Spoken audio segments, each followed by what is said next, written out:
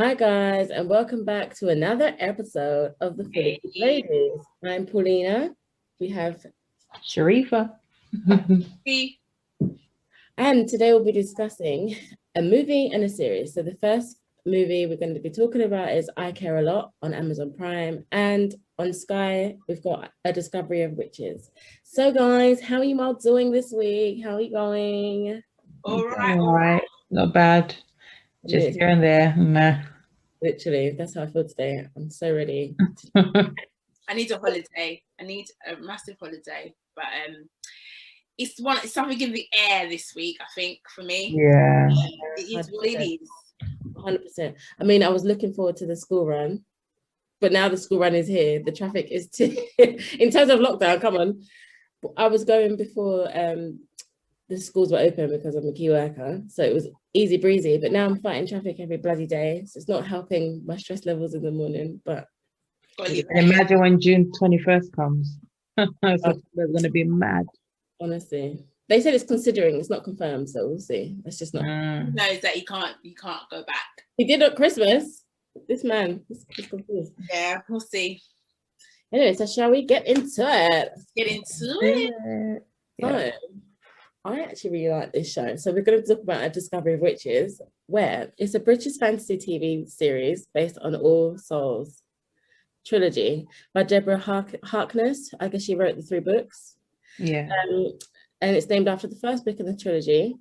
It is produced by Bad Wolf and Sky Productions and stars Teresa Palmer, who in the film is Australian actress and writer and a film producer who plays Diana Bishop and also known as Dr. Phil, which I found on Wikipedia. I was like, oh, okay. And then we have Matthew Good, who is an English actor who plays Matthew Claremont, a vampire alongside many others. There's 8 episodes in the first series, and I think season 2 came out beginning of this year. Mm-hmm. And then that part 3, because I was looking at for season 3, but it's actually part two of 2, if that makes sense. Yeah. They probably got they probably had a break. Yeah, so that's gonna cut because of COVID, I guess. But that's gonna come out in Sharifa, why's your cheekbones? Me, I was just having flashbacks of the season. I'm having flashbacks of the season, and I'll just laugh at myself. Okay, well, so you can catch the show on Sky. I almost bought it on Amazon Prime, but I was like, Lord Jesus, he directed me because I would have had to pay for no reason. But yeah, I actually really enjoyed. I'm enjoying it. It is like an adult version of Twilight. I want to say, because it's like, okay, forbidden love, you know, vampire and witch, blah blah blah. But it's all right. It's growing on me so far. So what do you guys think? Go on, Sharifa. This is a Sharifa show. Yeah, this is. I was gonna say, you know what? I watched. Well, can I just give myself a little dust? I watched. I did discover it myself, and I said, "Oh, it's a Sharifa show." But I kind of watched this a while back before these 2 young ladies over here. So my mind is still in the season 2 era, but we'll get into it next week when we touch on that. But I really liked it. When I was introduced to it, I was told it was really slow. So my other half introduced me to it, and he was just like, "Oh, it's so slow." But when I watched it, I loved it. I loved that it wasn't the typical vampires and werewolves and ripping out each other's necks and stuff like that. Even though I don't mind those gory stuff, a little bit. But that's a lot of vampire movies. There's a lot of the biting. It's over excessive violence sometimes. Yeah. And I like that this was more about the politics behind the scenes. So as you said, it was a grown-up version of Twilight.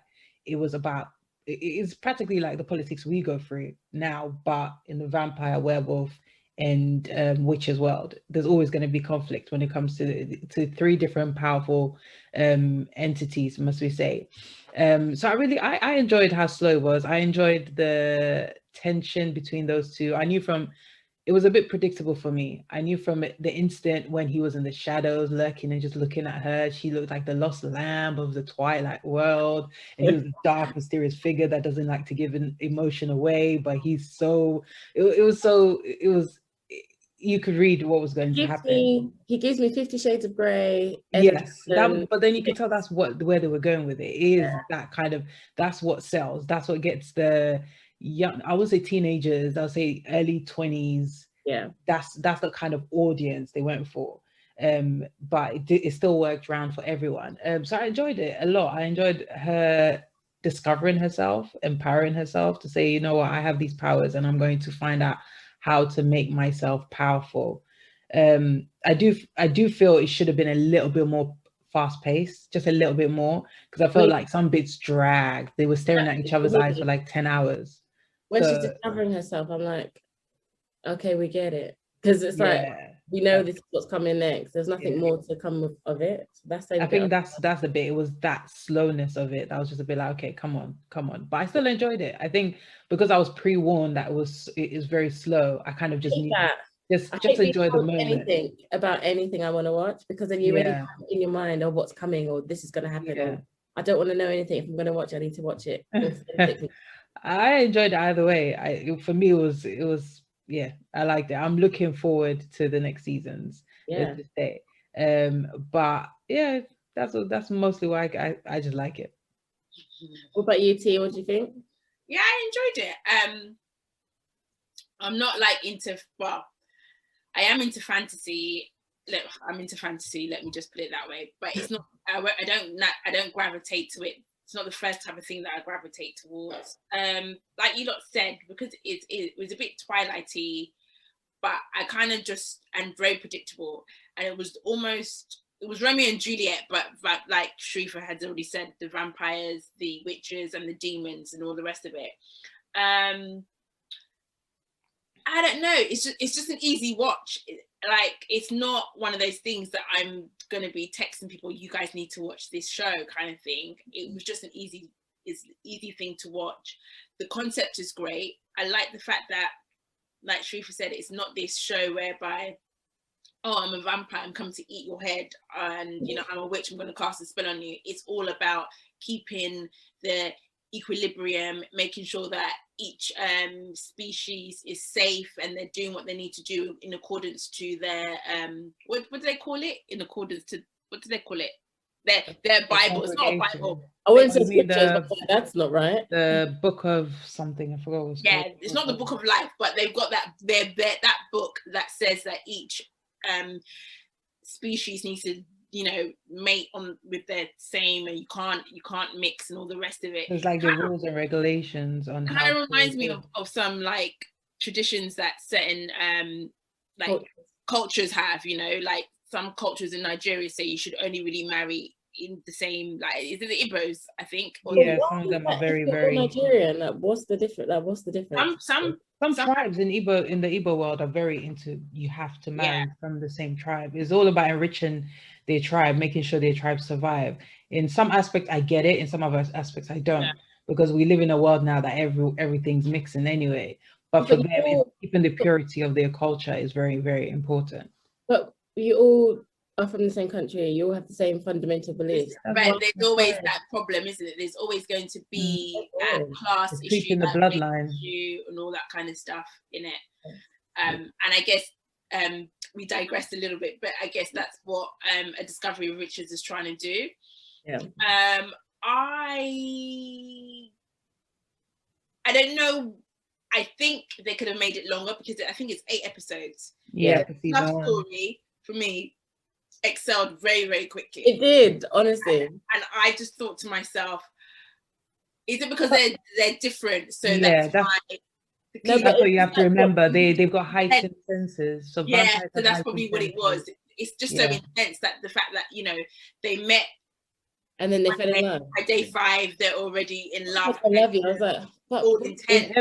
Come on, girls, in every vampire and werewolf stuff, there's always intense. They've got heightened senses. Werewolves always what's it called? Imprint as well. So is that what he did to her at one point? When that's the bit I want to ask. So there was a bit where she was jogging, her jump herself on the floor. He smelt her and he's like, "Run and just walk slowly," or whatever. He started to crave her. He starts to crave her. So he's so much in love with her that he craves her. What? This was the 2nd episode. But he liked her, like you said.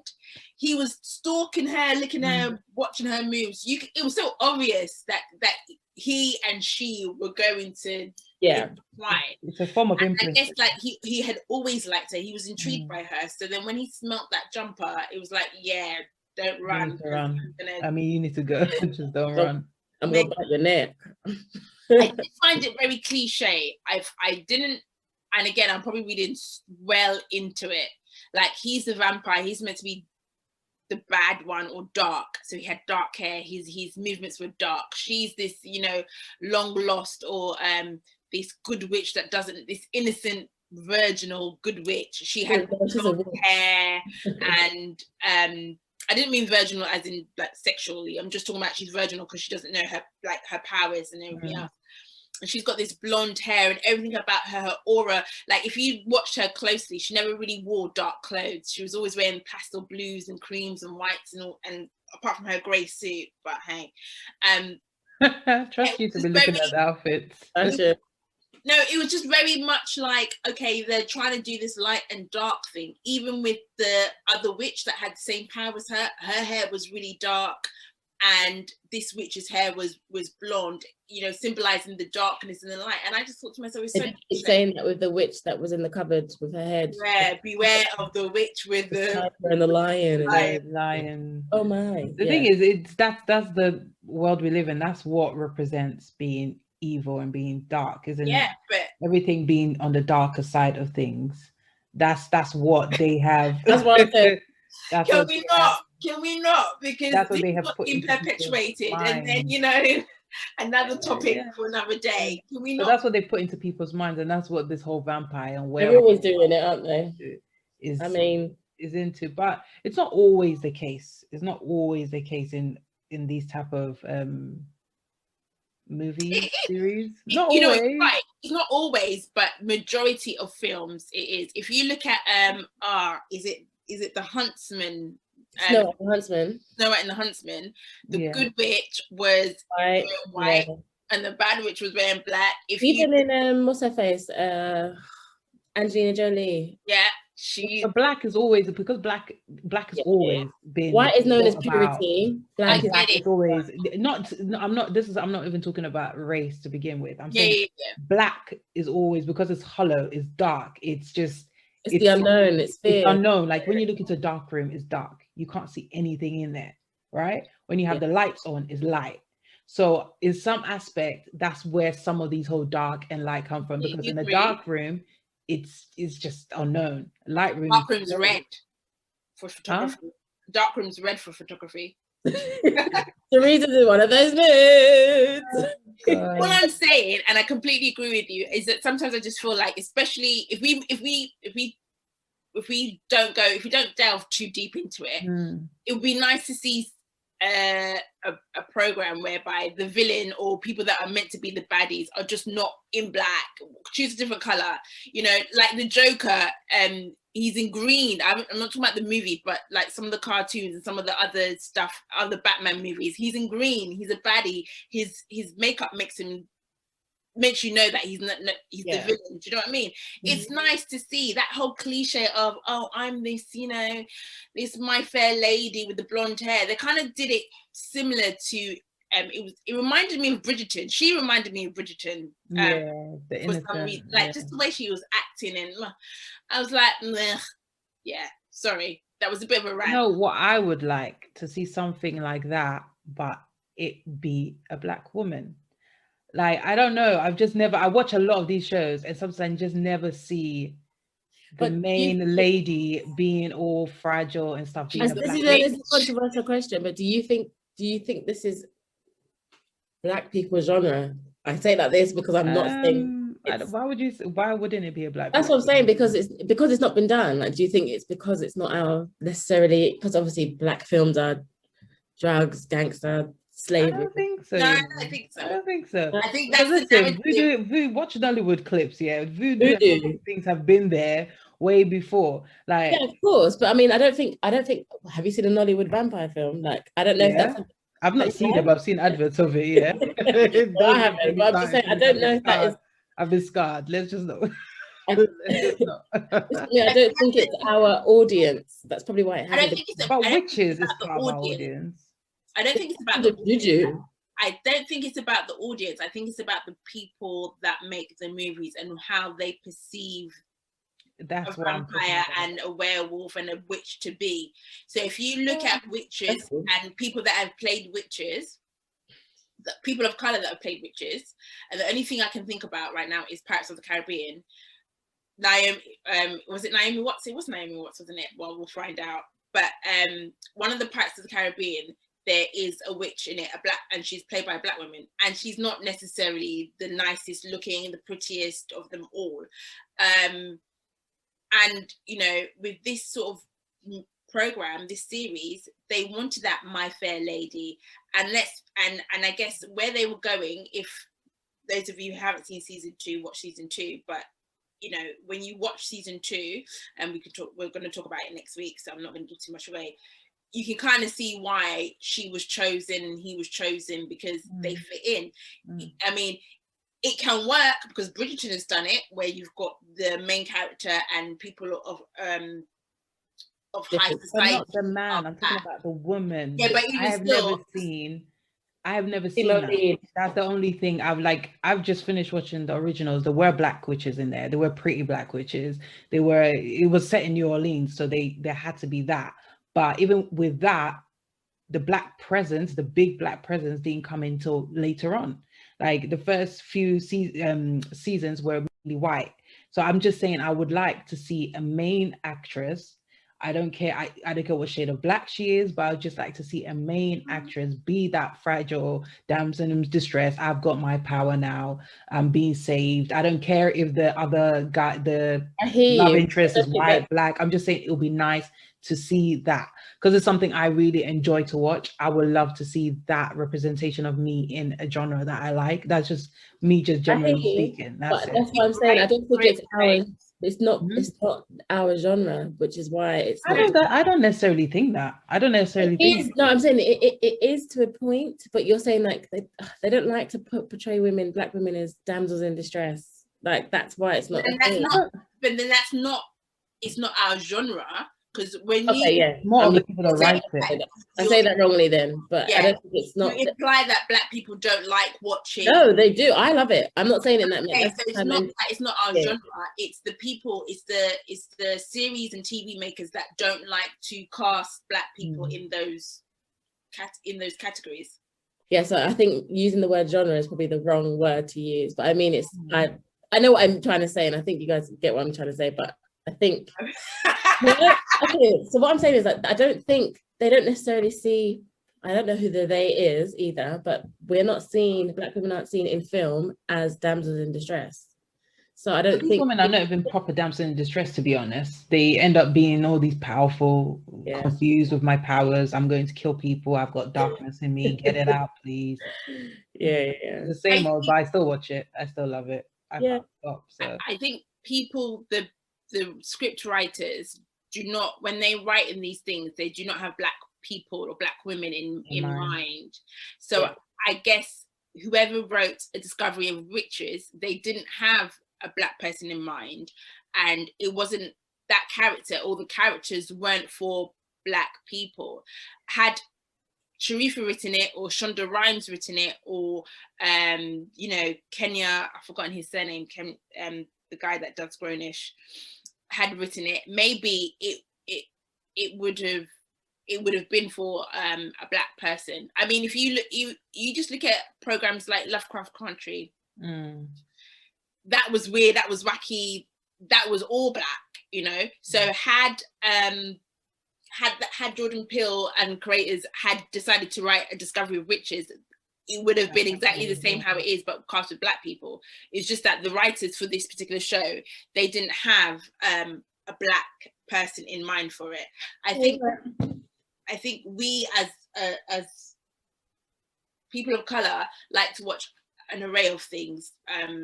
So I don't think it's a case of it's not something that we like. It's just the people that are writing it don't have black people in mind.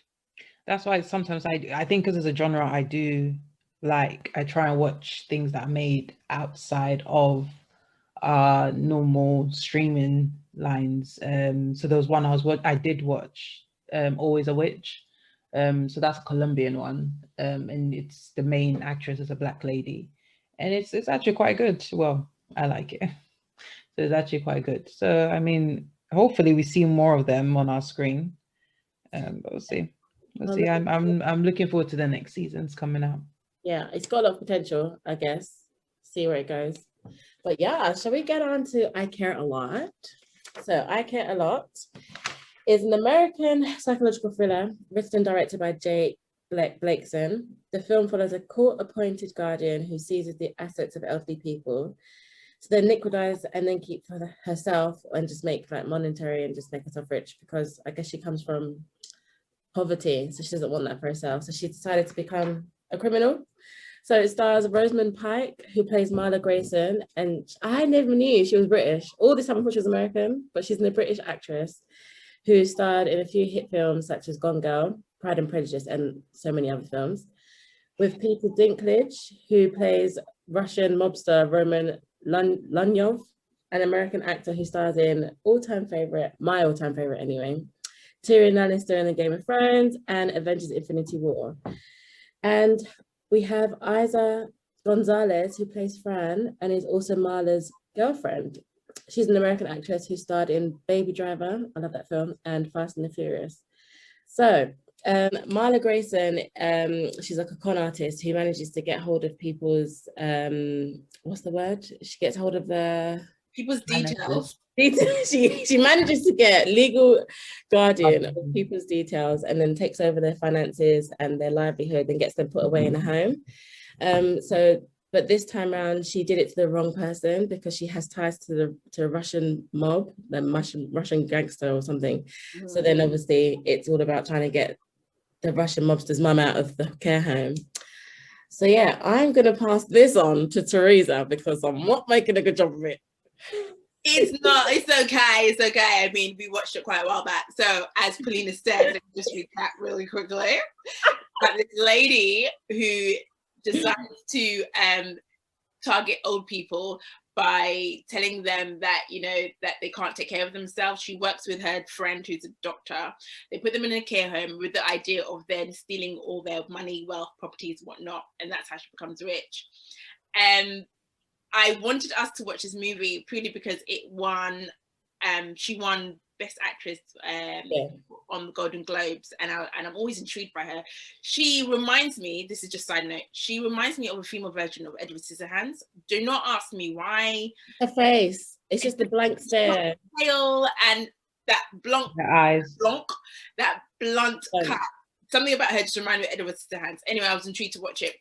It's a bloody good movie. It is good, yeah. I enjoyed the cleverness of it. I enjoyed the fact that she was, and it's deep. I enjoyed the fact that she was entrepreneurial to think, actually, there are so many old people out here that do not have family to take care of them, but they're sitting on millions. And old people do that. Old people know how to save their funds. They've done it for years. They've accumulated a lot of wealth to the point whereby, especially if you don't have a lot of family, they don't have wills set up, they're on their own. And so when they die, their money actually just go to the state. That's very true. So she's thought of a way, actually, why didn't it go to the state? Why doesn't it come to her? And it was just very clever insight into how people think about these sort of things. It was very sad as well, because it just shows that some people are so heartless in their endeavors to get money that they would do anything possible, anybody possible, in order to get that. And you know, when we take a step back and we look at the beginning clips where this man is saying his mum is okay, she does not need this guardianship, why can you not give me power of attorney over her affairs, and you're giving it to this lady that doesn't even know her?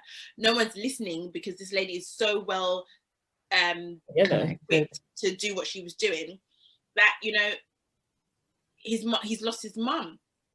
Yeah. And he's lost, and you can see from his point of view, it wasn't even about her belongings or whatever. It was just the fact that he is able to care for his mum, or more importantly, his mum was able to care for herself. So in effect, in a weird way, when you're mentally able to do things and then you've been put in a care home or even any type of home, it almost feels like prison. It was very cleverly done. I've never, in the longest while, I've never watched a movie where I'm glad that the person Like the ending, what happened to her end, like I was like, yes, like good for you, good, which is really But that's bad. after she's made all her money, though. That's But what's look at what she's made her money on. Like the system. But she doesn't get to enjoy her money. Yeah, That's the thing.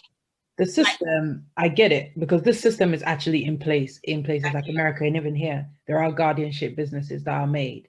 And I understand why, yeah, it actually is something that happens. No, so Britney Spears. Yeah. So I understand why it's set up, because it is to protect some people. Because some people, look at the story. I don't know if you guys ever heard of the story of the two brothers that tried to kill their parents for life insurance money, poison their dinner. The black kids. Yeah. And for me, I'm a bit like, it is set up to protect people, because especially some old people, when they get to a certain age, they are old. Yes, they can take care of themselves, but people manipulate them. The family manipulates them. Family uses them. So I get why that system is set up. But I just wish, watching that movie, I just wish it was set up very secure, but nothing is ever secure. That's what you say, opposite you said about insurance. You used to be able to put life insurance on your kids, and people would actually kill their children in order to claim life insurance. So they've actually stopped you being able to put life insurance on children up until a certain age, just off of what you said about the kids and the parents. Yeah, it's crazy. So even when I was watching this movie, I when I started watching it, I was just like, oh, let's see what this means. I didn't even read what it was about. I didn't do any back. I just watched it. I thought it was probably going to be about a psycho relationship or something like that. So when I started watching it, and it started with a court case and everything, and then she went out and said, right, we got them, who's next? I was just like, oh my gosh, this is actually a business. And immediately I was struck by a bit of grief, because I was just like, that's actually sad. It's really sad to have a son there that was willing to look after his mom, and all he wants to do is look after her to the day she dies. And now you're stopping him from seeing her.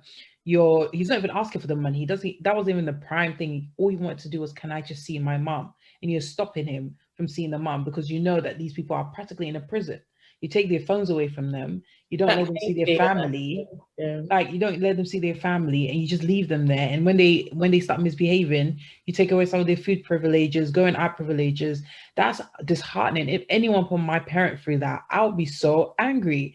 Like, you're depriving me of letting we don't know if this guy had kids, but you're depriving the grandchildren from seeing their kids. You're depriving the man from spending the last time with his mom, just because you're trying to make money. That's what killed me about this woman, is the fact that she just didn't stop. The greed in everyone's eyes. I was like, how dare you? And it was the entitlement as well. It was like she was entitled to their money. She was entitled to it. I was just like, you're being snoopy about someone else's money.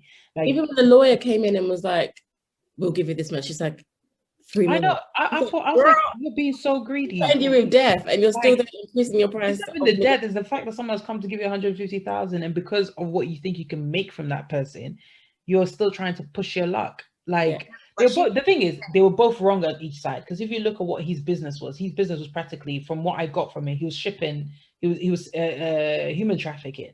That's what he was doing. So in a way, it was a way she brought him down, but she inspired him to have even a bigger business. You can imagine what was going on behind that guardianship business. She had the name, she had the money, but what else was going on behind it? I actually thought they would end up working together at the end. They did. They worked together. So he funded her business. Her big business was his fund. He was a silent partner. I missed that bit. He was getting money from her. Somehow he gave her money to build the business up, and then he was taking a cut percentage, a cut from it, a long-term cut from it. So this is the sad nature of it. As much as it was cruel and all, I like the way they combined the business. I thought she was defeated. When she found her girlfriend on the floor. But she was so clever. The way they both just went all ninja style and caught him and left him in the naked street. I was like, saying that, I did think if he's some big time Russian mobster, I felt like those bits where they were quite clumsy. Like, first of all, you've killed, like, when it comes to these things, I feel like there's no questions asked. You don't sit there and negotiate. You just kill and get on with it. If it's a real gangster. But his mum was still his mum was in a cycle. No, I mean in the sense of when he was like, make it look clean or whatever, and they didn't even go and check that she. Yeah, that bit I was like, wouldn't you wait a little bit? Wouldn't you scout it out? Exactly, but they just like, oh, she's gone. It's cockiness though. They were confident in their ability to do their job. They underestimated her. They thought she wouldn't fight. They didn't expect her to wake up. So I think it was all of that. But I do understand where you come from. If you're that top notch, you're assassins. But there was an element of comedy in this whole Yeah, there was. I think But that's when he got the why gun and he was putting it at his stomach or wherever it was, it's like there was a bit of comic yeah. effect there. So I think that's why it wasn't that deep, that little. I didn't find it funny. Yeah, I didn't find it funny. But they tried the comedy aspect. Yeah, they wanted to, I guess, again, for me, they wanted to make light of a heavy situation, but it was not, like, when he came out, when, like, the first time we see Terran, I've forgotten his name. What's his name? Oh, Roman. What's his real name? Ronan. Oh, in the film? No, what is it? Peter Dinklage. Peter. The first time we see Peter. I was saying Tyrell in my head as well. Yeah, I was like, really? Like, I was like, even just the way they made him look as a character, it was very comical. And then he was like, and when the way he was speaking to his cousin or his brother at the time, I was thinking, you lot are taking the mick now. But I guess they probably tried to do all the comedy or tried to make it funny purely because it's a serious topic. And it really did hurt me. It really, I was affected when she went to her friend at the care home and was like, up her meds, decrease her meds and up her exercise. Thinking, you're actually going to kill this woman. Like, you're really going to kill this person. And people, as you can see, this lady, she slowly started deteriorating because she's thinking, why am I here? When she was walking around the hospital and they were like, excuse me, can I speak to someone? They're like, oh, go and sit down, and they'd inject her and all that stuff. I think that's when you're of sound mind and you have no control over the things you want to do. They make you crazy. Yeah, that was really, really sad. But I think Rosamund, what she played the character very, very well. Like, I enjoyed watching her. I enjoyed the aspects of her cunningness, like how she's going to make this role well. Gone Girl. Yeah, I was about to say she's just Gone Girl again in another film. Psychotic. Yeah, I ain't seen Gone Girl. Yeah. Oh, really? No, we have to watch the original Gone Girl. It is Gone Girl. Mind blown. Have you seen the original, the first one? That one with who?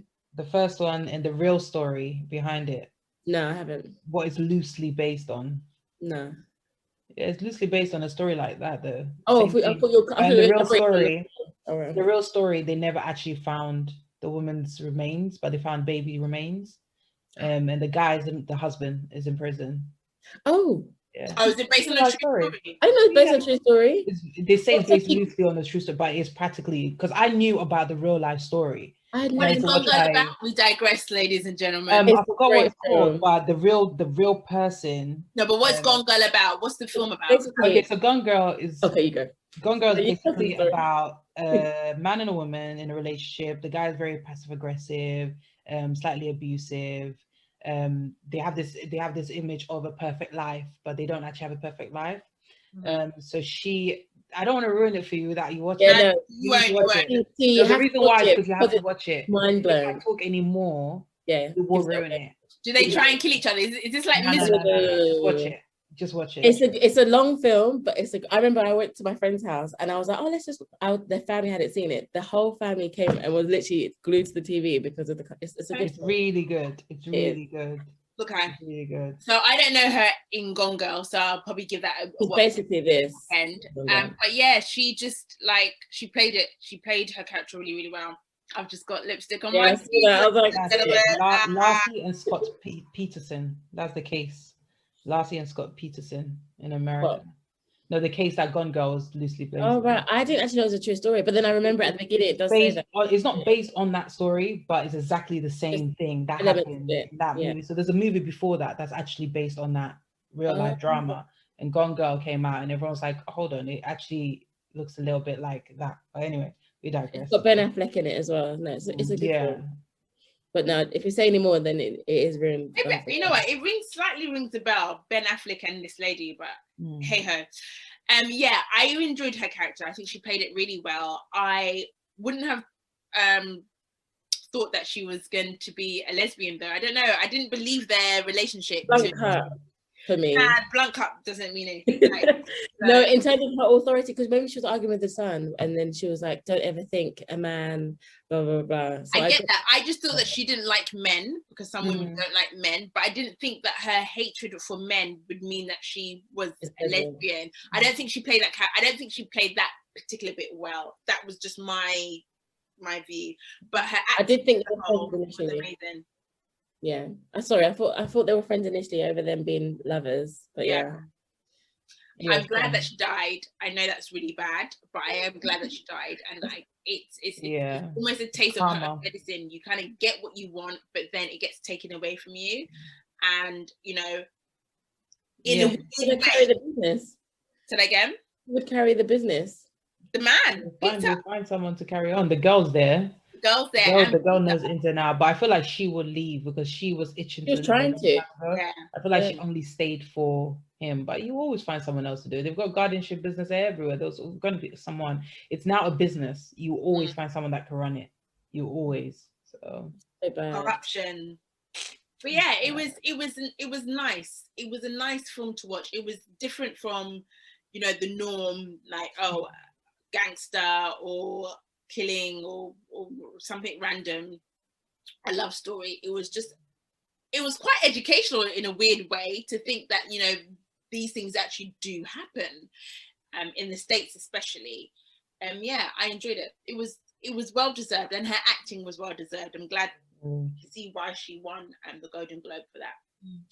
So yeah, good actress. But I actually thought she was American, so she's actually a really good actress. Rosamund. So anyway, what else are you guys watching now? Watching. What would you recommend for people to watch? Oh, so I've just finished Your Honor. Oh yeah. Is it bad? But I don't know. I don't even want to get into it. I think that's for an episode, but it's good to watch. What about you, T? My usual, you know me. I love my Damson. So Snowfall. Yeah, same here. I need to start that. I haven't watched it. Girl. Although I do, there's something about season 3 that's not tickling me. I think it's now like missing its charm. It's missing something. Yeah, it's now heating up a little bit. Yeah, it's not gripping me as it was. But I love it. What's it about? It's about without saying too much. It's about drugs. It's about the drug. It's about drugs basically, and territory. Game. Everything that comes with drugs. It's about drugs. Okay.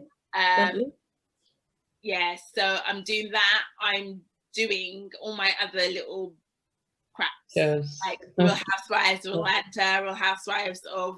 What did you think of this week's? I haven't watched it yet. Atlanta. Oh, right, okay. I haven't watched it yet. No. You can't talk about it. Atlanta. You can talk about it. It's what's there to expect. These girls are just doing. I can't like anytime Cynthia's on screen. I'm just like. So the fact that this one was about her, I was just like, oh great. Let's not ruin it for Sharifa. We'll talk about it next week. She said she don't mind, but it was her wedding. That's it. Nothing special. Yeah. I saw it in the previews anyway. And I'm also started watching this Spanish. It's old though, but it's right up my street. I might as well just be a drug lord or something in it. Menorca. It's about a family, a Spanish family that are fighting for their territory, and their daughter. Have you ever seen Queen of the South? I've seen it on the. It's Netflix, isn't it? Yeah. I always see it there, but I just never watch it. It's similar to Queen of the South, but a woman that comes into power, she takes over her family business, and there are people that are trying to snake her, and she pulls up her socks and becomes the person that you can't ramp with. So that's also quite good. I started watching Your Honor as well. I haven't finished it. It kind of got a bit cliche for me from the onset, and I was just like, I kind of knew what was going to happen from the moment I knew he was the judge to the moment that his kid was in the accident. It was kind of predictable. Oh, he's going to have to try and get his son out of it. That's it. Sharifa? I haven't been watching too much, but I have been doing some crazy watching. I just finished 5 seasons of the original in under a week. Sorry, you said you haven't been watching too much, but you've just finished 5 seasons. That's all. Yep, literally just been on with everything I've been doing. So I've been using 2 screens to do work because that's the only thing that would aid in work. The original? The originals. It might not be. Did you ever watch Vampire Diaries? No. Yeah, so it's kind of werewolves, vampires, witches. Love it. New Orleans. I just remembered my guilty pleasure. Since we've been working from home, and when I've been able to take a lunch break, I have started watching, Polina, you'll be happy with me, Married at First Sight Australia. Oh my God. Only just now. I bloody told you. I can't have another binge. Sharifa. I'm not saying it's not good or I it's not my thing. I'm just saying I can't do another binge watch. I cannot. No, it's intense. It's not even a binge watch. It's not even a binge watch. It's one of those things like I don't know. It's one of those things you just watch in your just lying in bed, back to sleep. Yeah, it's nothing. I'll wait till I'm dried out and have nothing. Yeah, literally. Nothing. But I used to watch Married at First Sight, the UK version, when it season 1 first came out on Channel 4. I used to watch it and I was thinking, oh, this is a good social experiment. And then, you know, Australia takes over, US takes over, whatever, all the other countries want to jump on the bandwagon. And I remember Paulina saying that it was a good watch, and I don't know what it was. One day I was in this is like TMI, it wasn't even TMI, I was in a meeting, but they were talking so much. I thought, let me just put something on whilst these lot are talking. I don't want to sleep, because it can happen, especially when you're on Zoom calls and they're talking and you have to have your face online. They're taking. What's your face? Show us your face. I don't have a face. You're trying to be studious, isn't it? You're trying to act like you're really concentrating. And I was really tired. I said, I just need to find something that will make me look like I'm concentrating. And I put it on, and I was literally hooked from episode 1.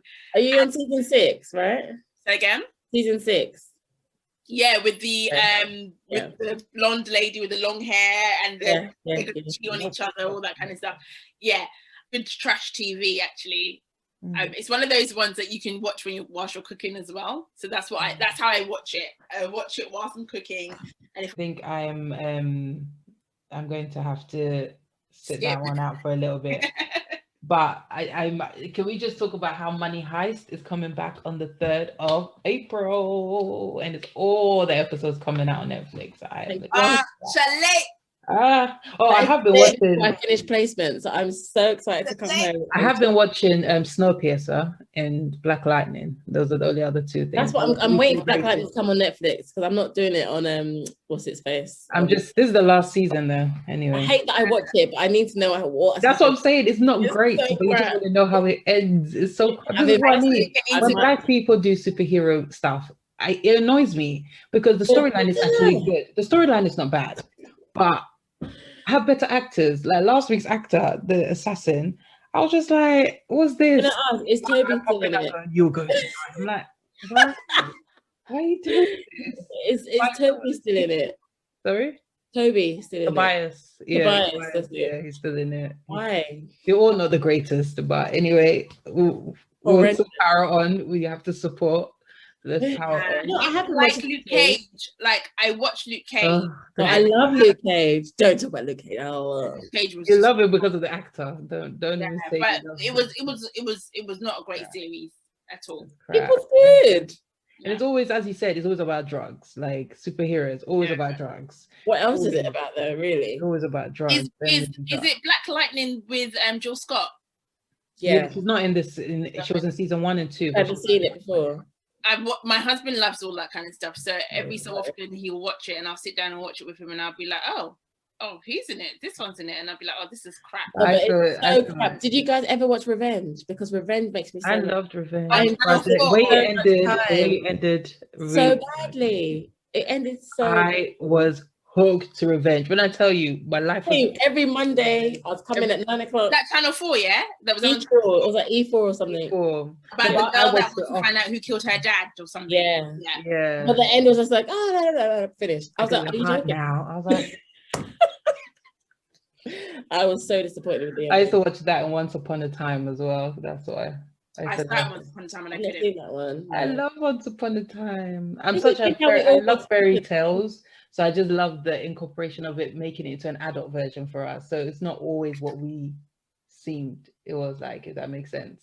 So Cinderella wasn't really the whole Cinderella story we knew, Rapunzel. I just like that. So yeah, I loved Once Upon a Time. I'm a sucker for fairy tales. I think right now, like, I think I'm all TV'd out, to be honest. There's times I'm like, there's actually nothing to watch. Then I find some rubbish. Just read a book. Alrighty. I'm just not. Well, thank you guys for joining us for this episode. And join us next week for episode 9, isn't it? Yes. Gosh. All right. One more after Episode 9. that. All right, my lovelies. So we bid you adieu. Bye.